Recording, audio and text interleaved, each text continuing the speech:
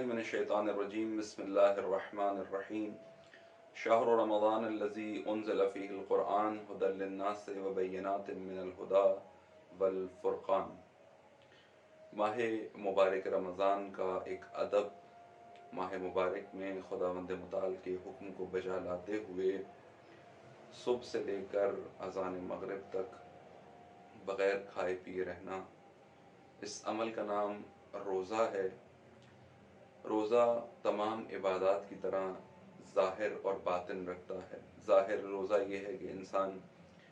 बग़ैर खाए पिए सुबह से लेकर अज़ान मगरिब तक रहे,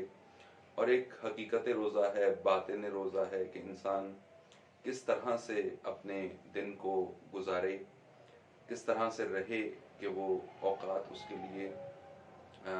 रोज़े के वाक़िन हकीकी मक़ासिद तक पहुँचने में उसके मददगार रहें और इंसान का रोज़ा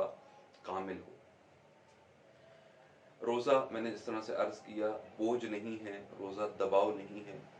रोज़ा दर हकीकत मोमिन मुआशरे की रूटीन का नाम है। यानी रोज़मर्रा जिस तरह से मोमिनीन खाते पीते हैं, इसी तरह से मोमिन मुआशरे में मोमिनीन उम्मन रोज़े की हालत में होते हैं। दिन में रोज़ा रखते हैं, रातों को खलवतें करते हैं, खुदा से इबादत करते हैं, अपना वक्त बारगाह खुदा में सर्फ करते हैं। लिहाजा ये रूटीन की बात है, रोज़ा रूटीन ही होना चाहिए। माह रमज़ान का रोज़ा वाजिब है, वाजिब रोज़ों में से है, लेकिन इसके अलावा साल भर इंसान चंद अय्याम के अलावा जिनमें रोज़ा रखना हराम है, इंसान साल भर रोज़ा रख सकता है, जब चाहे रोज़ा रख सकता है। अपने परवरदिगार की रज़ा की खातिर मुस्तहब रोज़ा रखे और उस रोज़े से भी इन मकासद को हासिल करें। मैं आपकी खिदमत में इमाम सादिक़ अलैहिस्सलाम का एक फरमान, जो हदीस इमाम ने बसाइरुश्शिया किताब का नाम है, जिसके अंदर इसकी 7वीं जिल्द है, इमाम ने इसमें एक रिवायत बयान फरमाई है कि रोज़ादार को किस तरह से होना चाहिए। चूँकि हमारे दुरूस का वक्त मुख्तसर है, मैं कोशिश करूँगा कि ये रिवायत जो इमाम अलैहिस्सलाम इसमें रोज़ादार के लिए हिदायत बयान फरमा रहे हैं, बातिन रोज़ा, हकीकत रोज़ा बयान फरमा रहे हैं कि रोज़ादार किस तरह से हो। ना फ़कत ये कि अब खाना पीना बंद कर दे, बल्कि और बहुत सारी चीज़ें हैं जिससे इंसान को परहेज़ करना है और उनसे बचना है, और बहुत सारे उमूर हैं जिनको अंजाम देना है, ताकि इंसान रोज़ादार हो और इस रोज़े से भरपूर फ़ायदा उठा सके और तक़वा की मंजिल तक, जो कि रोज़ा इंसान को पहुँचाता है, उस मंजिल तक इंसान पहुँच सके।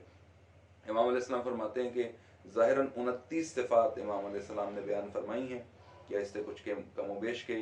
जो रोज़ादार के लिए लाजमी हैं और रोज़ादार को वो तमाम काम अंजाम देने हैं। इमाम फरमाते हैं रोज़ादार झूठ ना बोले। झूठ रोज़े को ख़राब कर देता है। झूठ, वैसे भी झूठ बोलना बहुत कबीह अमल है, गुनाह कबीरा में से है, लेकिन हालत रोज़ा में झूठ ना बोले। और बाज़ झूठ तो ऐसे हैं जो रोज़े को बातिल कर देते हैं। मसलन अगर एक शख्स खुदा या रसूल या आइम्मा अलैहिमुस्सलाम पर झूठ बांधे कि मसलन उन्होंने फरमाया है जबकि उन्होंने नहीं फरमाया, और इस तरह की बात करे, तो उसका रोज़ा बातिल हो जाता है, उसका रोज़ा दुरुस्त नहीं रहता। लिहाजा ये लाजिम है कि हम इस बात पर ध्यान रखें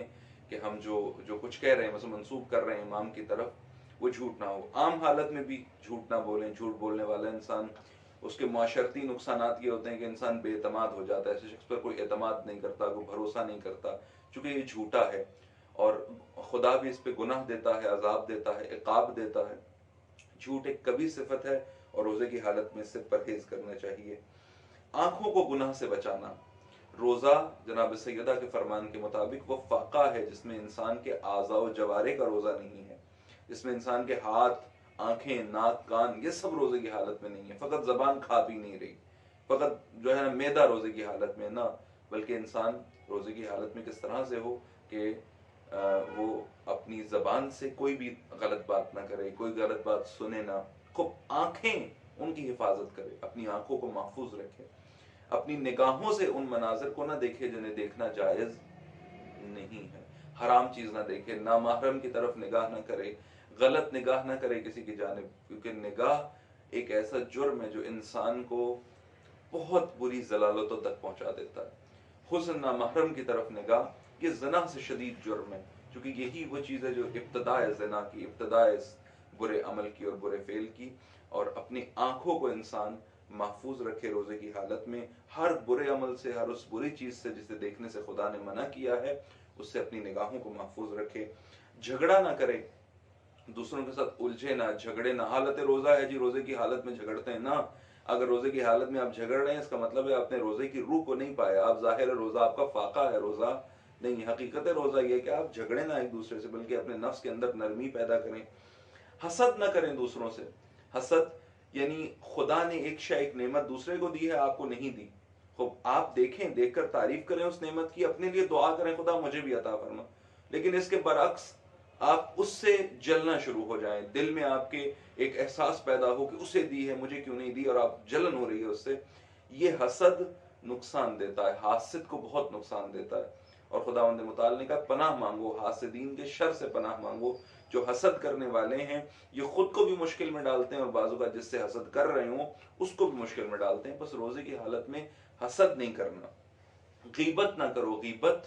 یہ وہ برائیاں ہیں جن کی قباحتیں ہی ختم ہو گئی ہیں، حالت روزہ میں غیبت نہ کرو، یعنی خود کو بچاؤ کسی دوسرے مومن کے اندر پائی جانے والی برائی، توجہ فرمائیے گا، نہ پائی جانے والی نہیں، پائی جانے والی برائی کا تذکرہ نہ کرو اپنی محفل میں، اس مومن کو تحقیر نہ کرو، اس کی حقارت، اس کو حقیر نہ کرو دوسروں کی نگاہوں میں، اور اپنی محفلوں میں بیٹھ کر اس کے اندر پائی جانے والی برائی کا تذکرہ نہ کرو۔ اگر اس برائی کو کسی طرح سے دور کر سکتے ہو دور کر دو،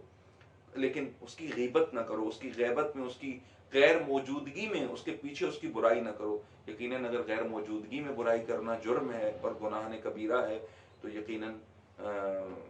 یہ گناہ کبیرہ اور زیادہ کبیرہ ہو جائے گا جب کسی کی موجودگی میں اس کی بدگوئی، اس کی برائی کی جائے اس کے سامنے۔ بس روزے کی حالت میں سے پرہیز کرو، حق کی مخالفت نہ کرو۔ ایسا نہ ہو کہ تم حق کے حالت روزہ میں بھی ہو، حق کے مقابلے میں بھی کھڑے ہو، نہ، کہ روزہ تمہیں یہی تو سکھا رہا ہے کہ حق کی خاطر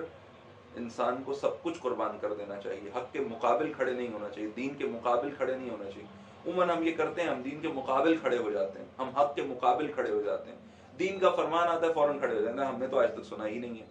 ہم نے تو آج تک دیکھا ہی نہیں ہے۔ بھائی نہیں دیکھا، نہیں سنا، آپ نے بہت ساری چیزیں نہیں سنی، اس کا مطلب یہ تو نہیں ہے کہ آپ اس حق کا انکار کر دیجئے، نہ، بلکہ حق کا دفاع کرو، حق کے مقابلے میں کھڑے نہ ہو، بلکہ حق کو اپناؤ، حق کے سامنے تسلیم ہو جاؤ، فرمان خدا کے سامنے تسلیم ہو جاؤ، نہ کہ اس کے مقابلے میں ڈٹ کے کھڑے ہو جاؤ، اپنی معلومات لے آؤ۔ آپ نے 4 دن دین کی 4 کتابوں کا مطالعہ تو کیا نہیں ہے، تو کیسے آپ کو تمام دین کے احکام آ سکتے ہیں؟ لیکن صرف اس چیز سے فائدہ اٹھا کر کے جی ہم نے عمر گزاری ہے، ہم نے نہیں سنا عمر بھر یہ، لہٰذا یہ حکم دین ہی نہیں ہے، یہ ظلم ہے، یہ درست بات نہیں ہے، یہ در حقیقت حق کے مقابلے میں کھڑا ہونا ہے۔ پھر غصہ نہ کرو، اس ماہ میں اپنے آپ کو غصے سے بچا کے رکھو، اور آتا ہے غصہ، ظاہر ہے جب انسان بھوک کے عالم میں ہو، ذرا سا اسے چھیڑ دیا جائے تو اس کے اندر غصہ آتا ہے۔ غصہ نہ کرو، چونکہ غصہ روح روزہ کو خراب کر دیتی ہے۔ اس ماہ میں اپنے آپ کو غصے سے محفوظ رکھو، جہاں پر حسن بے جا غصہ تو یقیناً نہ کرو، حتماً نہ کرو، کیونکہ یہ غصہ انسان کو، جب انسان غصے میں ہوتا ہے تو پھر اس کو سمجھ نہیں آتی کہ وہ کیا کر رہا ہے، غصے میں انسان اپنے کنٹرول سے باہر نکل جاتا ہے، اور اس عالم میں پھر جو بھی وہ کرتا ہے وہ عقلانی حالت نہیں ہوتی، بلکہ عقل پہ غصہ غالب آیا ہوتا ہے۔ لہذا روزے کی حالت میں غصہ نہ کرو، گالی نہ دو کسی کو۔ گالی دینا، سب کرنا، یہ گالی دینے والے کے لیے برا ہے۔ گالی دینا گویا آپ کا نفس بڑا گندا ہے، گندے گٹر میں پتھر مارو تو گندی چھینٹیں ہی آتی ہیں، جب آپ گالی دیتے ہو پتہ لگتا ہے اپنا نفس بہت غلیظ ہے، یہ نفس بہت گندا ہے، اور برے نفس سے بری بات نکل رہی ہے۔